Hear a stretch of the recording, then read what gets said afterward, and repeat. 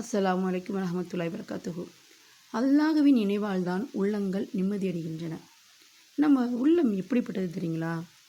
நம்மளுக்கு ஒரு பிரச்சனைன்னு வச்சுக்கோங்க, ஒரு குடும்ப பிரச்சனையாக இருக்கட்டும், ஒரு பொருளாதார பிரச்சனை, உடல்நிலை சரியில்லை அப்படின்னா நம்ம உள்ளம் சமாதானம் அடையாது. யார் என்ன ஒரு ஆறுதல் சொன்னாலுமே என்னது நம்மளுடைய உள்ளம் அதை பற்றி யோசிச்சுக்கிட்டே இருக்கும். என்னடா நமக்கு பொருளாதார பிரச்சனை இப்படி இருக்கே, உடம்பு சரியாமல் போச்சே, எந்த ஆஸ்பத்திரிக்கு போகலாம் அப்படின்னு நம்ம உள்ளம் தடுமாறிக்கிட்டு ரொம்ப ஒரு நிம்மதி இல்லாமல் இருந்துக்கிட்டே இருக்கும்.